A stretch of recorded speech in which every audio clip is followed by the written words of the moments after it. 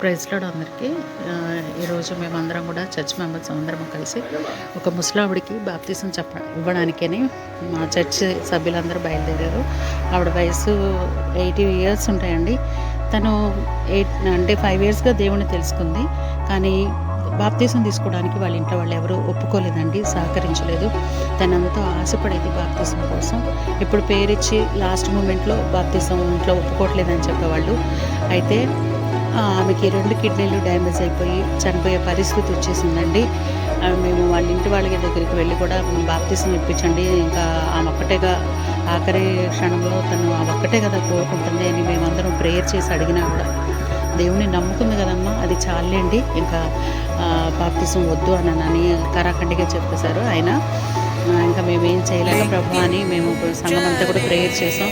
ఆయన నిశ్చితమైతే తనని బాప్తీసం తీసుకుని టానికి అవకాశం అన్నా ఇప్పించండి, లేదా మరి సిలువలో దొంగ వల్లే బాప్తీసం లేకపోయినా ఎలాగైతే పరదేశంలో నువ్వు చేర్చుకున్నావు అలాగే ఆ వృద్ధురాల్ని కూడా చేర్చుకోమని అట్లా మేము సంఘం అంతా ప్రేయర్ చేసామండి.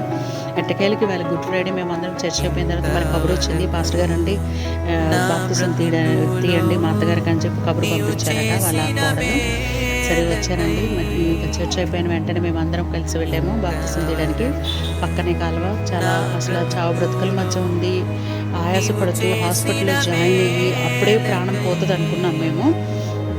అనుకుని ప్రేయర్ చేసామన్నమాట. ప్రభా మరణిస్తే బాప్తీసం తీసుకోకుండా మరణిస్తే మీ దగ్గరికి చేర్చుకోండి, బాప్తీసం తీసుకుంటే మరీ మంచిది అనుకున్నాము. కానీ ఆమె ప్రాణం పోలేదండి ఆ బాప్తీసం కోసమే.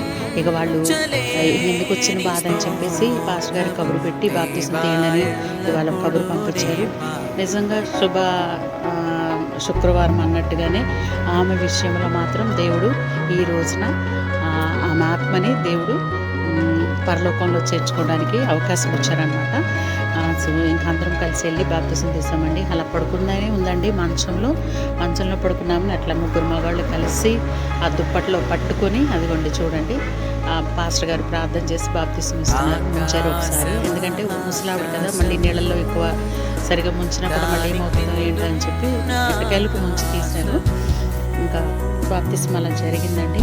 అందరం కూడా మేము చాలా సంతోషించాం. ఇవాళ గుడ్ ఫ్రైడే ఆనందం కంటే కూడా ఒక వృద్ధురాలి ఆశని దేవుడు ఇలా తీర్చాడు. ఎంతగా ప్రేమించాడు దుర్గమ్మ గారిని. దుర్గమ్మ గారు కూడా ఎంతగా దేవుళ్ళు ఉండేదోనండి. అసలు ఆ టైంకి వచ్చేసేవాళ్ళండి.